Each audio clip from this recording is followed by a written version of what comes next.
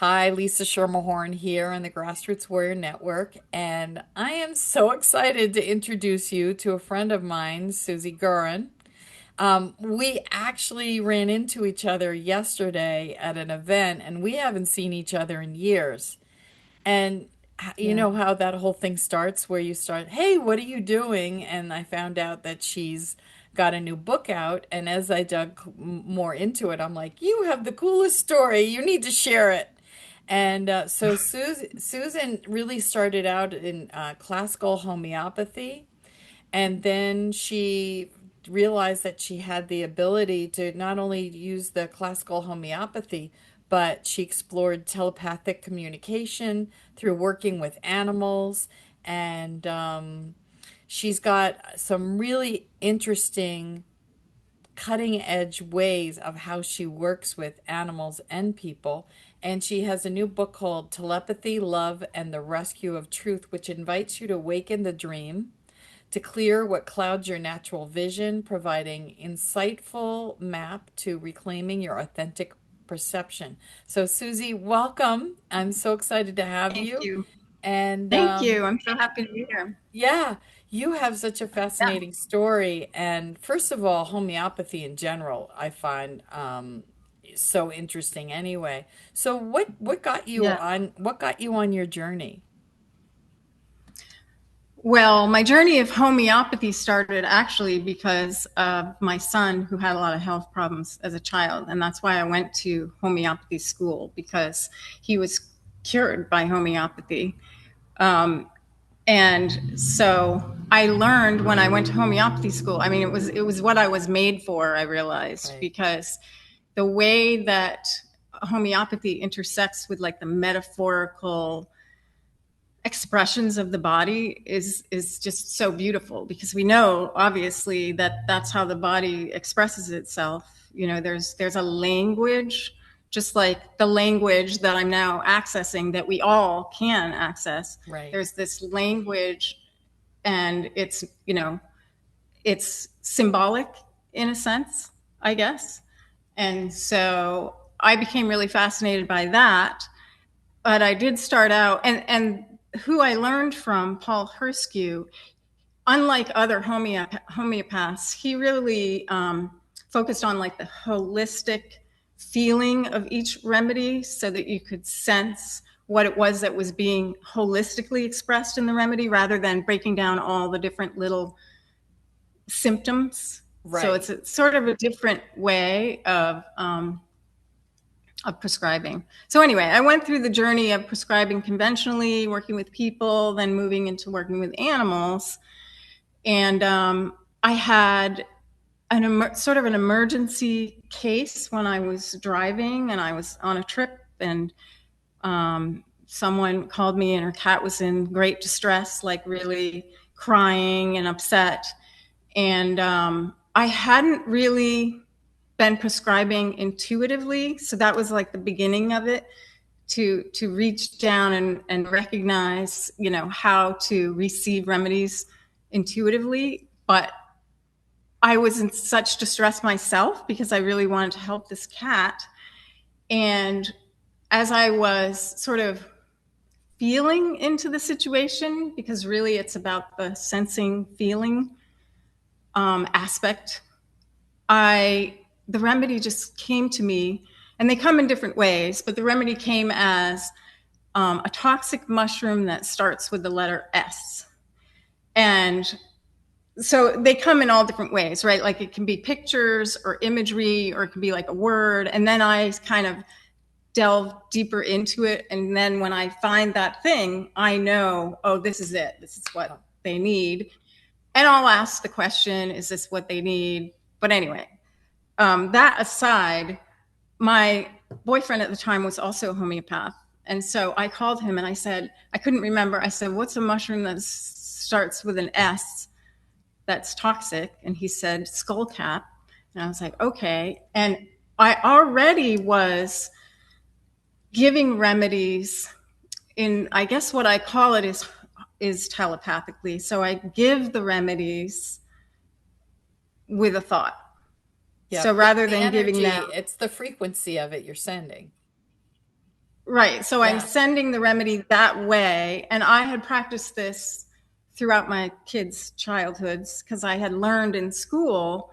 My teacher said at one point, some people believe that you can give a remedy by just writing it down on a piece of paper, and some people believe you can just say it. And I never forgot that. So I started to practice that with my kids. And then in this situation, because here I was driving and I didn't have any way to give a remedy, I gave that remedy to the cat while I was driving. So I got it intuitively and gave it that way. And he had such an incredible, almost instantaneous recovery from his distress that I was like, wow, I need to start putting some faith into this. Well, And no, lucky for me, yeah. I'm sorry, keep No, going. no, no, keep going. I have had over time, because I've been working with all these different clients, the opportunity to corroborate things that come to me. So not everybody has that opportunity, right? So I wouldn't always know what the information I was getting was about, but I would put it out there to the client anyway, and it would have some meaning to them. And that helped me to build my confidence in that, oh, these things you're seeing and experiencing and stuff, this is real communication. This isn't you and your imagination, even though imagination is communication. But anyway, that aside, No, um, this is fascinating for a couple of reasons for me because my son, who was also very sick as a child, got me motivated to go into homeopathy as well. oh, I didn't I didn't study know it that. classically, but he had upper respiratory, chronic asthma, sinus, spiked Yeah. fevers, 103, 105. He was on antibiotics prophylactically and a nebulizer. And I was like, this is not a life. And That someone was my in, same experience. isn't that Same wild? thing with the lungs. Yeah, he kept getting fluid in his lungs and going to the emergency room, Yep. same thing, nebulizer for so long, Up all night, and then, coughing. Yeah. wow, I didn't know that. Croupy that. Yeah, so that's where I got led to homeopathy, which then took me other places. That wasn't my stop off, but I still have all my remedies. You should see my drawer. I have all these kits I from have a drawer everywhere. too. But Yeah, yeah. here's another really interesting thing. So I have a friend, Michelle, who is a animal communicator healer, and I had a rescue dog, Lily, who we don't know if it was a spider or a tick that bit her, but she was probably about 13 years old and she could not get up. She couldn't walk, she couldn't stand on her own. She was completely like, she could just basically pick up her head. So, and she's a 60-pound lab pity mix. So that Wow. was not easy to pick her up and move her around. And to get her outside to go to the bathroom, we just had to lay her down on the ground. I mean, it was really, Yeah, really sad. So I called Michelle yeah. and she said, Lily has a remedy that she's telling me that she wants you to give her. And it was three homeopathic remedies. I can't recall Wow. what they were. I happen to have all three upstairs in my drawer. I put them under her tongue. Wow. I put them in her That's amazing. mouth. And then I went into the kitchen and all of a sudden I turned around and she, in less than like 2 minutes, she stood up off the Crazy. couch and was like, she was weak, but within a day, or actually by that night, she was completely back to normal. I mean, this is the power of homeopathy and that the animals It's amazing. know they know what they need. So I'm totally in with what you said, totally corroborating your experience. They know what they need and they're letting you know. Yeah, it's amazing medicine. And the advantage to treating intuitively is you get what you've heard of the similimum in homeopathy is the exact match for the state of being that Yes. someone's in right now. So rather than me doing somewhat of a guesswork and getting close, I can get actually the remedy that they need right now. But it is only as good as the questions that I ask, right? Because I do have to say, like, what is a remedy that will address this, and this, in order to get that match. Right. So, and then the other aspect I should probably mention is that I'm working in the hypnagogic state. Are you familiar with the Well, hypnagogic I'm state? I'm a hypnotherapist. Oh, well, of course you are. Okay, so yeah, I didn't know that hypnosis brings people into that state, but that's good to know. And for me, I think a lot of people learn when they're doing yoga and they're in shavasana, corpse pose at the end. You go into that state because it's the perfect pose for going into that state, right? Lying down and being totally relaxed. So what I did was I learned over time to connect through that state as I was waking up in the morning. Because if I did it when I was falling asleep, then I might fall asleep. But if I did it while I was waking up, then I could navigate in that place. And so what I do is I essentially go into the animal's body to feel what their experience is. And I might ask questions, but I might also just be shown whatever they want to show me. And then that, of course, relates to how I'm going to request the remedy. But also it's challenging because, it's like the dream state and you have to bring all that stuff back with you. I have to remember what Remembering is occurred. the key. Yeah, I have to remember, I have to write it down, translate it into words. That's the hardest part. But the thing that led me to writing the book was that I was finding that the more often I was treating animals and going into this state, the more blissful I was feeling. I was just feeling like I felt like I accessed a state of pure love that I didn't know existed, and that I could then choose to go there anytime I wanted to. And over time, it was sort of revealed to me like how these different places are structured, as in, this is the ethereal realm, which is an interconnected space where, the reason we're able to telepathically communicate, all of us are, as you Yeah. know, Yeah. is because everything's available to us and it's just a matter of where we put our awareness. So if we're putting our awareness on an animal, then we're retrieving that relationship. Right. You And know what I'm saying? I absolutely, and I think that what you're talking about is key, and what people don't really understand about hypnosis and the stages of hypnosis is that our brains have five major frequencies that we go in and out of naturally. So when you're driving and you ever miss an exit, you're daydreaming, that's a Mm-hmm. form of hypnosis. When you're watching TV and you zone out, that's hypnosis. So we are in what's called beta frequency on a regular basis. It's a short, quick frequency. Gamma is even higher. Okay, that's where the Tibetan monks and people, go into those kinds of frequencies.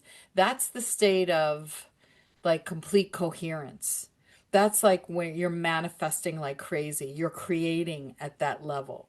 Then you have alpha, which is generally mostly the state I would imagine that you're in. It's that daydreamy state. You're half awake, half asleep, and it's where we channel from often. We get a lot of information. We get that from gamma as well, but it's a slower frequency. And that's a state of, yoga when we go into the yogic practice, guided meditations, all of that. Then there's delta and theta. Theta and delta are much deeper states that it's like you've gone so deep that you wake up drooling. It's kind of like theta and delta. And people can put Yeah. themselves into those states like for surgery. They can, I've seen people put themselves into really deep states and then go drill away at the dentist. Yeah. Wow. I don't I've think been a I'm at that point. hypnotist. Yeah, I've been a hypnotist for 25 years. I still won't do that, but that's not where my specialty is. But I have friends who will go and just put themselves out, and go into those deeper Wow. states. So you're accessing your truer state of when we're in this the beta frequency, there's where our ego is, right? So when you get out Yeah. of ego, you're in your own natural state, and that's where the animals communicate with you. Exactly. Yeah. And I'm not scientifically oriented in the way that you're explaining to me. And that's why I thought it might be helpful, because this was just my journey of discovery, right? Right. And then I learned how to suspend myself there. And I thought, anybody can learn this. I mean, if I can do this, Yep. anybody can do this. So that was really the goal in writing the book, which, took a lot longer than I thought it was going to. Always Was a does. growth process of its own, as I'm sure you know, right?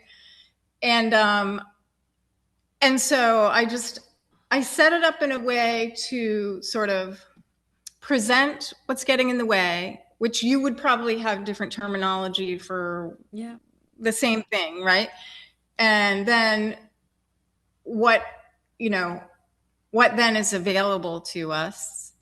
And then I also have exercises in the back to help people just get into this state and understand, the different ways of sort of becoming embodied Yeah. and suspending yourself there. And they're very simple, very Yeah. simple. And I even have pictures, like little drawings that I made. Oh my, So, this is fantastic yeah. because one of the things that happens often is that people will deify others who have these abilities when they don't even realize that they can do it themselves. Like everyone can play the piano. Exactly. It's just a matter of, it's like going to the gym. You need your reps and you need to work. Some people are more natural at it than others, but everyone has the ability. And what I realize, like, I do quantum healing where I do this work, but I go into that same state and I'm communicating Yeah. with other people's higher selves. So when people learn that, I always say, I'm not doing anything. I'm just raising the frequency so they can heal themselves. And so it's Yes. the desire, and the animals don't have that egoic state. The maybe cats do. I'm kidding. See, that's one of the reasons why I started treating animals, because they're so much easier to treat. They Yes. recover really quickly, Yeah. whereas people have many layers often. Yes. Adults have a lot of layers. There's a whole body mind connect that comes in. And a lot Yeah. of times people's pain are related to trauma and they're not ready to let go of it because they identify too much with it. And Yes. so with the animals, they absolutely do not go there. It's just like, fix me. I want to be fixed. I need the help. Yeah. Yeah. I mean, it's been really wonderful. And, but just like what you're saying, how people get sort of deified if they Yep. can do these things. My clients would say to me often, like, this was one of my motivations. I wish I could do what you can do. And I would say, well, you can do what I can do. And they wouldn't believe me. But also, most of the time, if not all of the time, they actually did know what was going on with their animals. They just didn't have that corroboration that I have of, knowing that what they're sensing and feeling about what's actually going on is something to pay attention to, and it's something real. Right. And I think we, in our society, the idea of imagination has been so poo-pooed to the point where we don't understand the usefulness of it, and that it's not like just the imagination, as if it's nothing. Because the thing that I discovered is that, and you obviously too, is that when we're in our body, we're in a communal space. It's Mm. not just our body. And so that's why we have access to, this interconnected network, communication network. Yeah. I love your statement about imagination because I remember when I first started doing this work, I was really having a hard time. Like, I didn't want to be here and I wanted someone to fix me. I didn't understand the whole process of healing, right? I thought that I was going to just Yeah. go into a healer and a healer was going to fix me and I was going to be done. So I kept going from healer to healer to healer, not understanding that the work came from me, right? Yeah. And so going through that process, and because as an empath and someone who has a big imagination, not realizing that as humans, we create from our imagination. And I Um, took a mediumship class with an amazing woman, Rita Berkowitz. She's since retired, but she was a spirit artist. So she would sit across from you and she could see all your guides, your loved ones that were around you. And then she would draw one and give you a message. And she had a portfolio filled of photos and then the actual drawing, like people, she wouldn't see the photo until afterwards of who she was drawing. wow. Yeah. And so I was in her class and she'd say, okay, someone's here. Tell me about him. And then we would have to stand up and talk about whoever, whatever ghost spirit being was in the room. But she could see what we saw. So she was confirming everything. And that was the Oh, difference in finally believing that I wasn't making stuff up. And I learned to trust right. because what I thought was imagination was really my third eye and being able to see because we also have many different clairs. And what I mean by that, the clairvoyance, which you can see, clairaudience, you can hear, clairsentient is feeling, claircognizant is the knowing. I even, I forget what it's called, where you smell, like I could smell perfumes, I could smell tobacco. That's a big one for me, Yeah, actually. Yeah. Smell. the smell. So for people to understand, you may see something, but someone else may hear it. So they'll be like, oh, I'm Yes. not good at that because I'm not getting what Susie's getting. Meanwhile, they're hearing everything Exactly. perfectly or Yeah. feeling. And to be the hardest thing is the knowing because there's a doubt. Like, am I making this up? Versus when someone see, I always thought when someone saw it, then they had the verification, right? Yeah. Yeah, I mean, it's just like with our regular skills and aptitudes, Yeah. we may be oriented more towards one way than another in the Exactly. unseen world.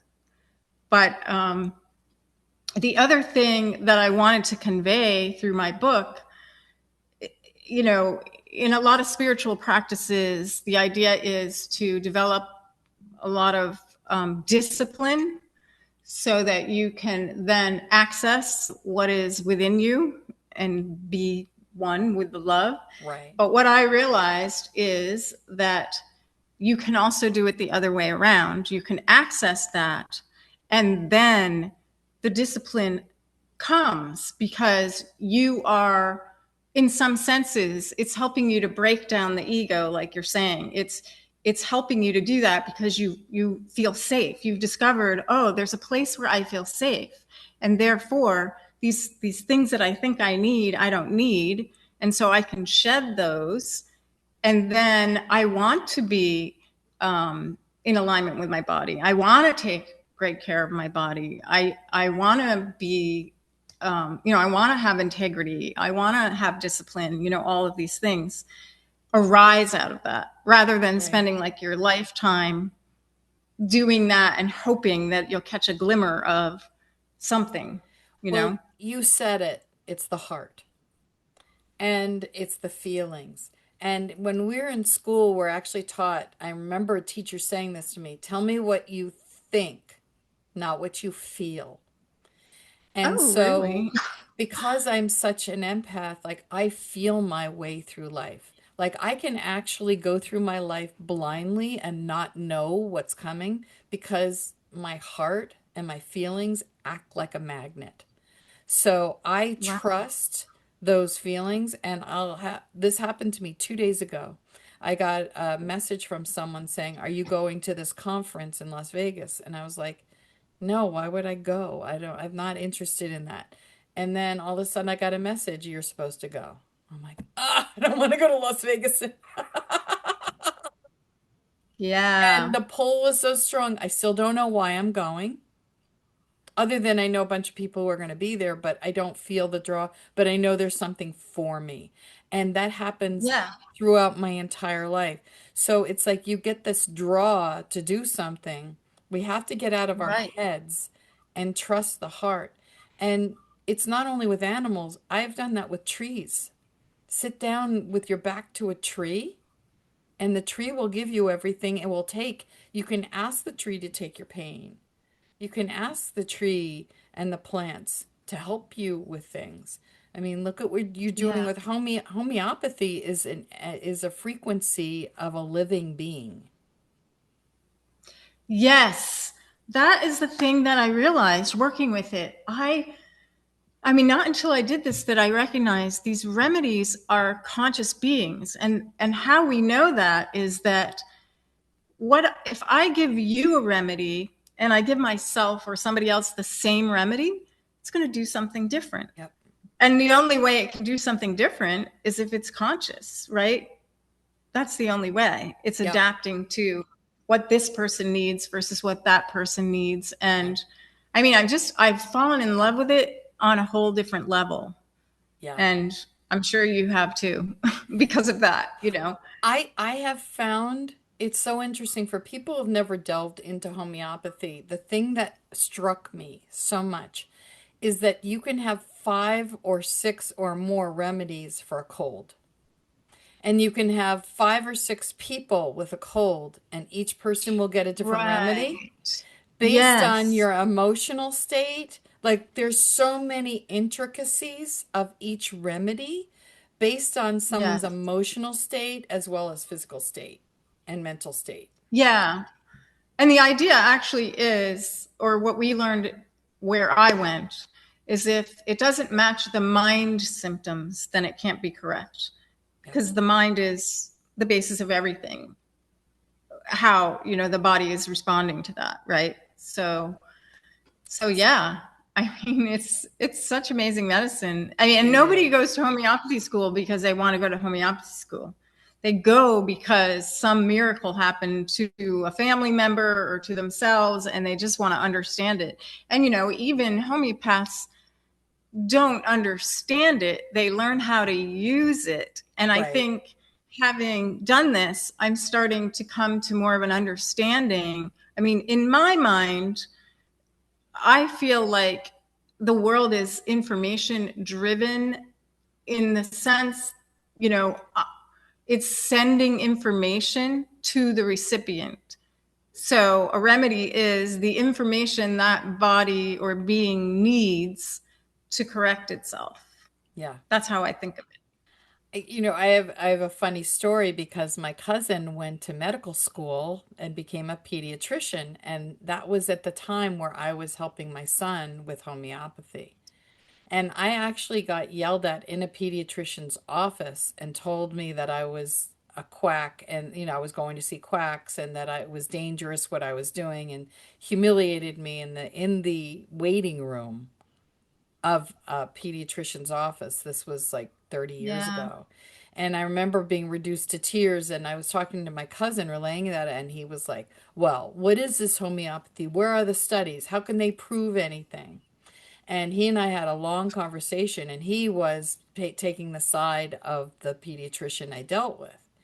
And Oh, 10 years later, he became a homeopathic doctor. no way. That's so funny. I mean, the person I went to was a physician who happened to be also a homeopath, and I Yeah, didn't even know that when I went to her. So how did she treat my son? She treated him with homeopathy. She had this giant drawer yeah. full of remedies. But yeah, it's amazing medicine, and you really have to experience it to understand how amazing It's it very is. complex and simple at the same time because it's like a puzzle. It's like a complex puzzle figuring it out. I love the way you are taught to more intuit it because and working with animals, the animals are basically telepathically telling you what you need. My friend Yeah. Michelle Lowry, who's an animal communicator and healer, literally will go up to a horse with all these essential oils, and the horse will go up to that and pick out which one it wants. And she'll open the bottle and they'll smell it, and she'll put the cap back on. It'll pick another one.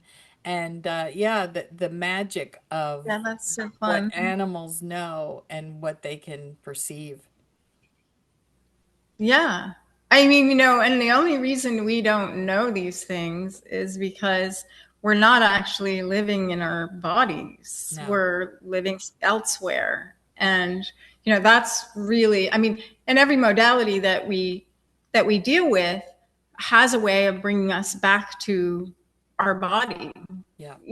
and so then we have the opportunity to access those things, but it's temporary depending on these habitual thinking habits that we have and reactionary ways of working in the world, and like you Yeah. said, trauma creates those, and that's the beauty of homeopathy, is it's like a pattern interrupt. It's sort of Yes. like, but for people, as you probably know, the constitutional remedy often has to be given over and over and over again because they keep resetting into the same groove, unlike babies and animals Yep. who they usually move out of the groove Yep. and into Yeah. a new place. That's exactly how I describe hypnosis. It's a pattern interrupt. And it's Oh, exact really? same thing in your thoughts, in your mental state, because we become Yeah. attached, we're programmed. And so what hypnosis does is get you on a new state, but people will often keep defaulting to the old way. So with the Yes. hypnosis, it's about having a dialogue with the higher self so that the higher self will take over and help them understand we don't need that old way. And it bypasses Yeah. the ego and helps people go into this new way of being. Now, as in everyone, I can't make someone do anything they don't want to do. So if Right. someone is attached, let's say they're on disability and they get money for being disabled, and they say they want to Yeah. get healed, and they keep going back, they'll have a great success, and then it goes back because there's a part of them that's afraid. How am I going to take care of myself if I end up off Yeah. disability? How am I going to support myself? So fear gets in the way with Exactly. that. So that's why working with the animals is very pure. I'm curious other stories. I mean, I love the story with the cat. There's a woman who I see on social media who gets communicates with animals. She was talking to a bulldog, and she said they were talking about very high level spiritual things, and the bulldog said to her, I can't answer that question because that's cat territory, and I'm a dog. So I'm not allowed to talk about that kind of stuff because cats Oh my God, I are love much that. more evolved beings. And I was laughing, and so I was curious as some of your experiences with working with the animals. I mean, cats are amazing. I really do. I love all animals, but I do love working with cats. And cats have taught me things. And that very first cat that I worked with taught me a lot. Um, One of the things that happened with that particular cat, so towards the end of his life, so he did well after that remedy, right?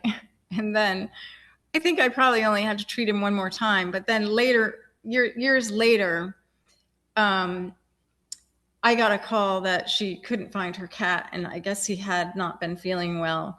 And when I connected with him, I saw that he was in the woods under a tree, and I knew what that meant.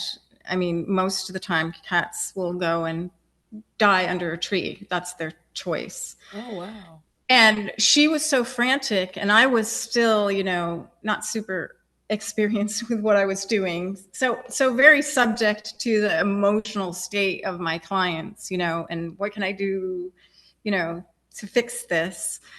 And I conveyed to him that he needed to get up and go back into the house and show her that he loved her and not do what I knew he wanted to do, which I don't know if that was even fair for me to do that, but that Right. was what I did. And he lived for 2 more weeks. And then the next time I connected with him, he said, please let me go. Wow.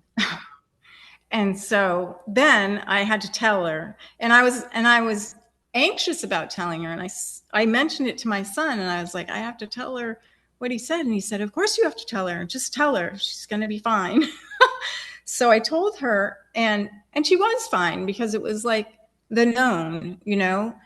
And and she said, what do I do? And I said, just stay with him. This was my first sort of end of life care kind of Right. thing. And she stayed with him, and he passed away that day.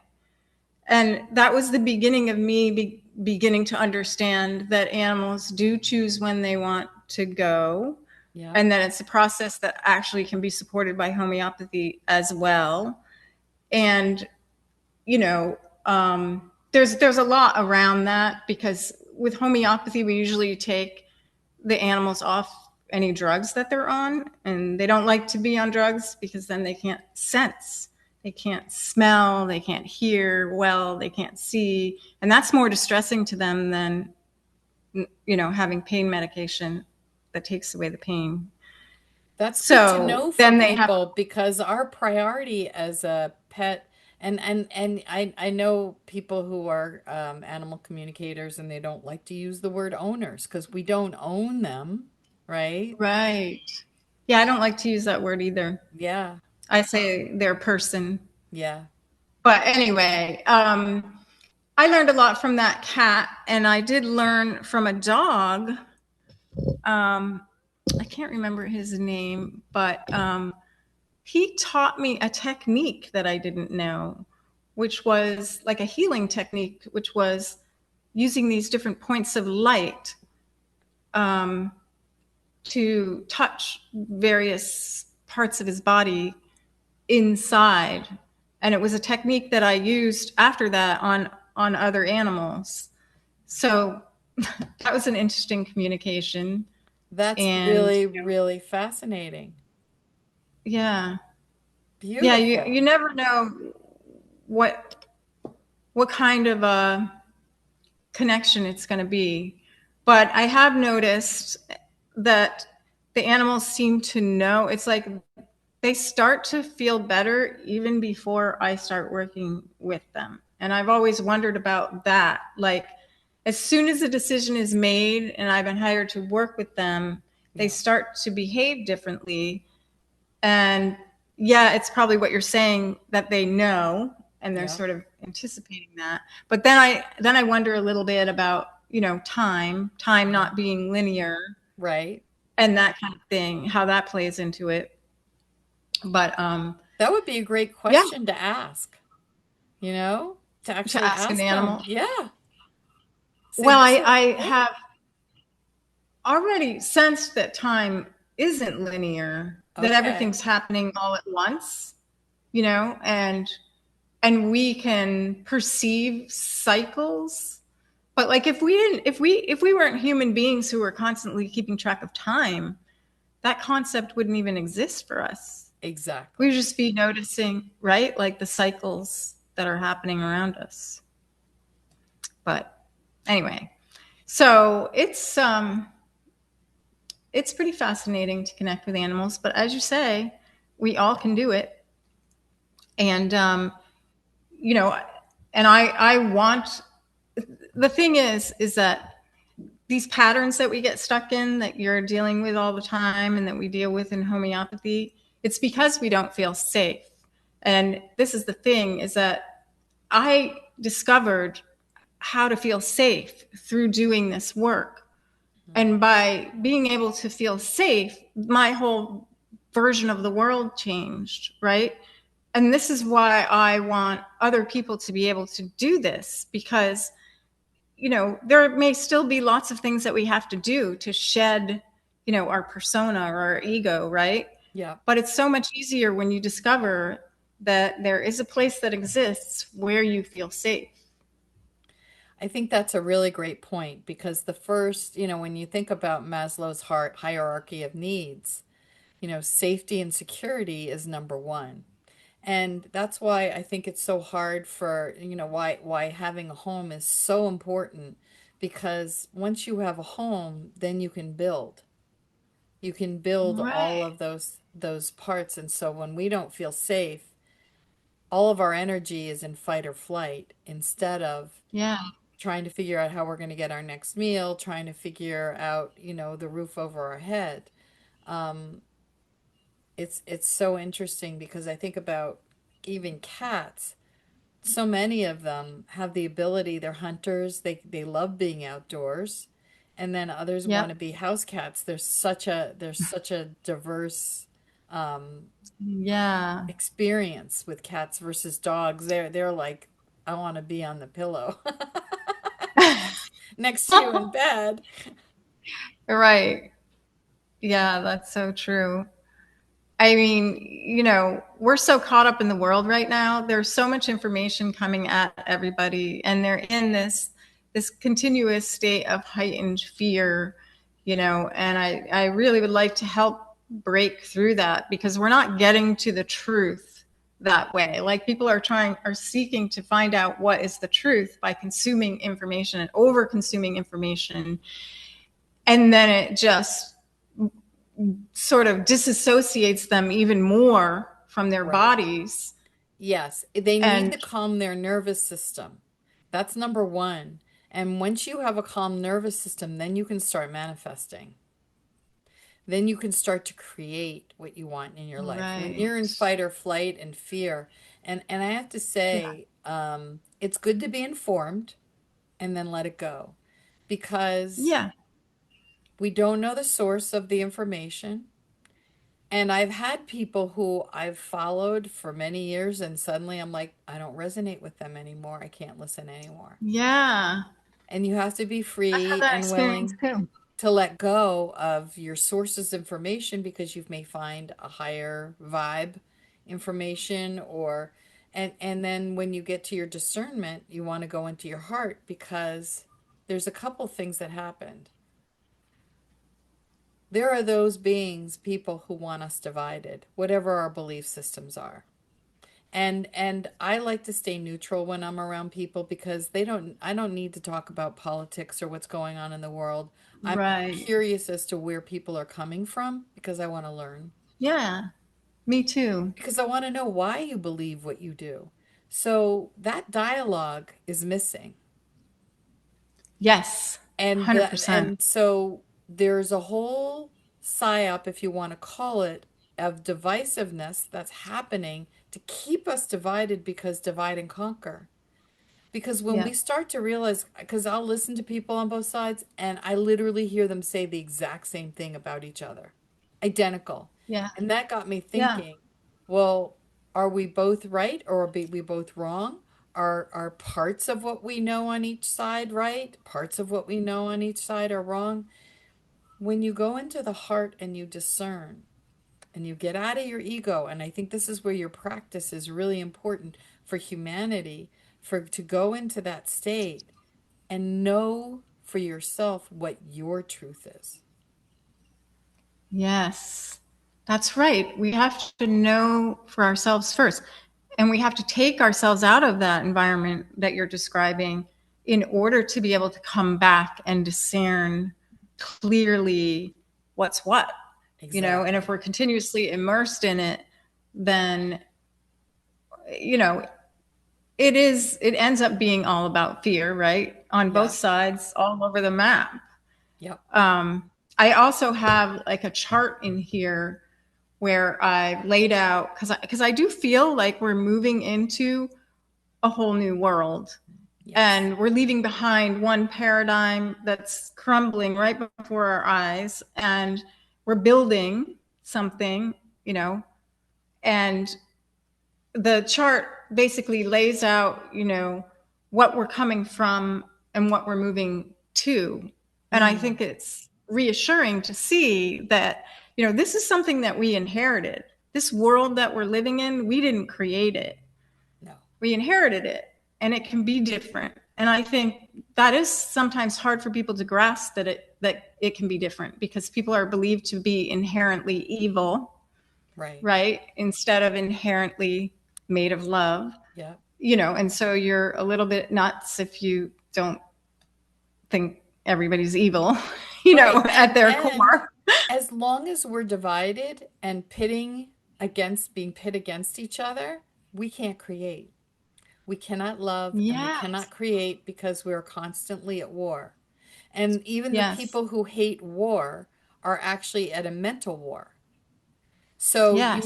you may be against guns and going into other countries, but you need to step back and say, why do I hate this person for what their beliefs are? Why is it important for Yes. me to that person agree with everything that I believe in? And why do I need to judge someone for believing something? That's so right. It's so true. And the animals have so much to teach us because they don't judge. They just love. They're far advanced than we are. Yeah, they just love. And horses are doing a lot of healing work right now. So many people are going to horses for healing work, and it feels like there's an escalation in that offering, and people are really able to relate to it, on a different So level talk to than me ever what that before. looks like because I've seen people work with horses before, but I'm curious from your experience what that looks like and what people can experience from working with horses. I mean, I've done a lot of different types of kind of workshops and teachings with horses over time. Yeah. And horses are transformative because, they're a neutral party, just even like a tree. But horses are also like, they're fully embodied, but they're also very aware of the needs of whoever they're working with, kind of like a homeopathic remedy, right? And like, I love it. I noticed, because I did therapeutic horseback riding for a while, with children and adults that had special needs, and the horses would adapt their way of operating according to who was riding them. So, and their level of being able to handle this or that. It's like they're always processing and responding way more than we give them credit for, or more than we perceive. And then doing, and then the aspect of them being like a neutral party, where they can show you things. A friend of mine does a type of sort of psychotherapy coaching kind of thing, where the horses are the ones that elicit, what a person needs to look at in themselves to understand, where they're at and what might need to change. I don't understand totally how it works, because it's not the work that I'm doing. But she even has the horses, choose whether they want to participate that day in that particular session. Wow. And yeah, I mean, it's really, horses are amazing. But so I don't really know what to say more about them, but they bring something out in people that other animals don't, because, or other animals don't, because they're powerful, and they respond to your energy. And when you can come into command of your energy, when you can master your energy, it's very rewarding, because, you know, they want you to be coherent, as you say, you know, to interact with you, at the highest level. And they're actually, I think, creating that. I know there's something about horses and their heart field being really, really big. Have you heard Yes. about that? Yes, I've heard that. Yes. Yeah. So, anyway, um, they live in that world of nonverbal communication, which really is our primary language that we have, that we've just lost sight of. And what I learned, I was working a lot with nonverbal children and adults. And when you are kind of working in that space, it's like everybody's experiencing each other outside of the realm of speech. And you pick up so much more about what's happening, the subtleties of the Yes. interactions The all over the place, nuances. Well, if you the think nuances. about when language can, when you text, you can't pick up sarcasm, right? You Right. can't pick up the nuances. So if someone's kidding, how many times is there a miscommunication that happens because people don't Totally. see the humor that's going on there? Versus Yeah. telepathy, it's often in images. It's Yeah. different ways of communicating. No, I love this, and I'm curious for people because you work with it. So I'm curious if someone wanted to see you, what are some of the things that do you still work? Do you work with people? Do you work with strictly with animals? What does it look like to have a session with you? Well, I mostly work with animals. Sometimes their people will ask me if I work with people, and if they really, really want me to, then I will work with them. Um, and what's going on with them, as you can imagine, is intertwined with what's Right, going on with the animal. And sometimes I will ask, can I give you or even your family a remedy because that might be needed in that situation. right. Yeah. Um, My but what it looks understanding, like is, but just my hmm, understanding oftentimes is animals are actually pulling things from their humans. Like they're healing, they do. constantly healing. And so they might Yes, end up with the same symptoms as their human because of that. yes. Yeah, and that's because so cats especially are I mean, you'll notice when you're not feeling well, a cat will sit like right on your chest right Hmm. there, or they are drawing things into their own bodies and then they're processing that. But if they have their own things going on, then there's like a backup that happens and then they get sick because whatever has been going on with them. And a lot of it has to do with how much limitation they have in their life, if how much their freedom might be limited or how much is being asked of them, or of course traumatic experiences that they had when they were little, all those kinds of things. Yeah. But what it looks like if someone works with me is we have a phone conversation and they tell me everything that's going on with their animal. Whatever they feel is what I need to know is what I need to know. And then I'll have a session hypnagogically with them, and also give a remedy which might need to be given multiple times over a week or something like that. But and then we'll have a follow-up conversation where I'll let them know what happened in the session and whatever came through. And I used to, when I didn't know what I was doing as well, I used to interpret what came through. And I realized that's not my job. Yeah. I just need to give the raw facts, what I saw or experienced, and it will have meaning to them, which sure enough, it does have meaning to them. And so it works that way.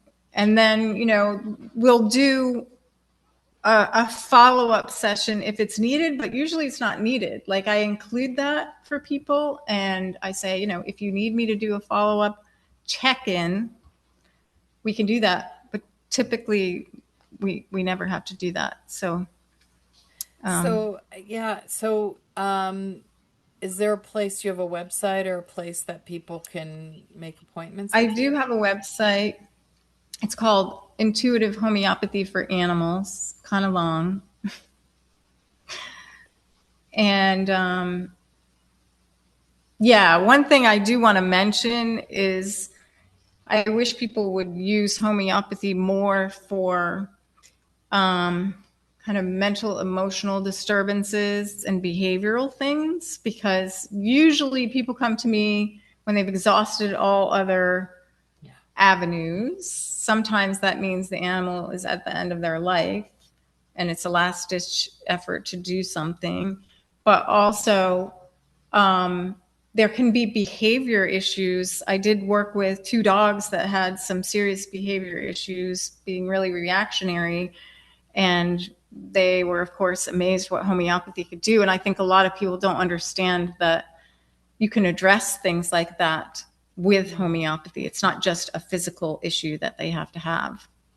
Wow. No, So, this is amazing. And so they'll I'll have the links to Intuitive Homeopathy for Animals, is it .com? yes, And thank you. then and that they can get their your book. Is there a link on your website for your Yeah, book? there's a page Okay. for the book. And I also have a fledgling YouTube channel Yeah? where I'm just beginning to sort of support the information in the book and try and make it more digestible in some ways. Okay. So I'm No, just that's awesome. working So out. is your YouTube link on your website, or should I put that separately? You'll get that to me so For people the can go book, for your YouTube. If oh, people for the want to YouTube. check Oh, it there out. is on the same page as well, it's called The Rescue of Truth, the YouTube Okay. channel. But if they go to the page on the website that says book, there's also the little Okay. YouTube symbol. I love your title, Rescue of Truth. And I find it's like that's so much of what I'm about. Like my website, not my website, but my first book was In Every Belief is a Lie, but and lies in the middle of belief. Oh, yes. And then I have Yeah. my podcast is Where Truth Lies.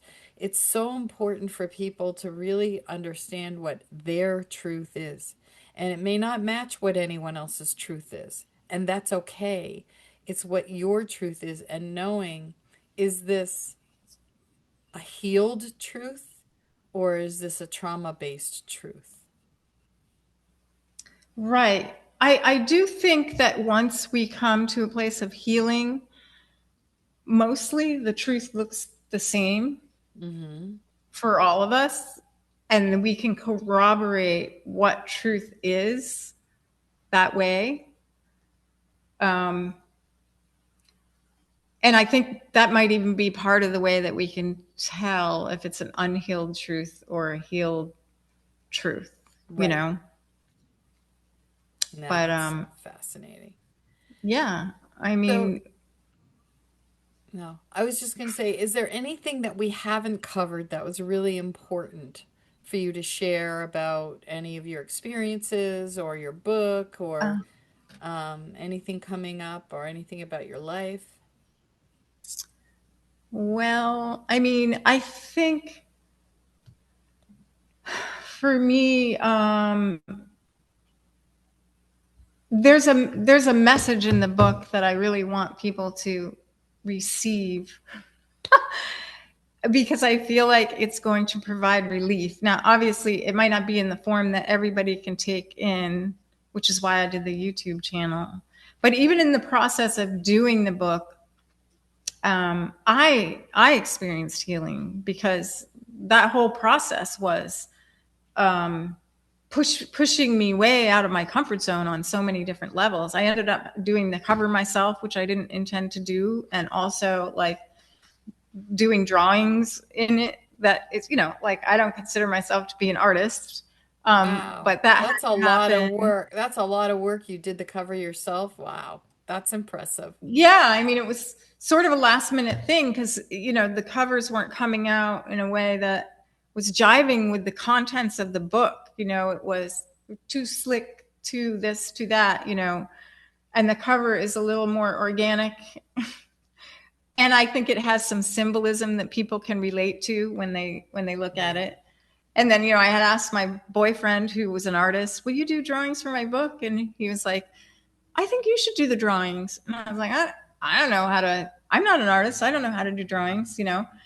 And he was like, I think that would be more charming.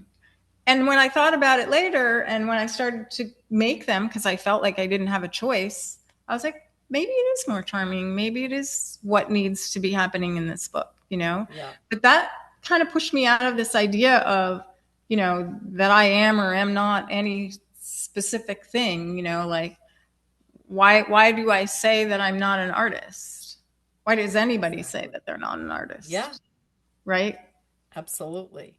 So by necessity, I had to do that, and anyway, it's been a great process, and my main focus really is to get this message out there. I didn't write the book because you know I wanted to be famous or I wanted to make a lot of money, as you know.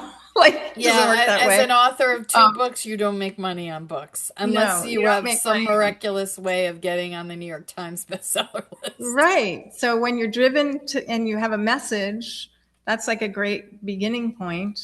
And so that's what that is for me. And I hope it will have value for other people. Yeah. And so far I've gotten some really lovely thank yous from people, and that's the best feedback I could get. I love it if someone just says thank you, because then I know they understand what's in here and they just needed someone to say it.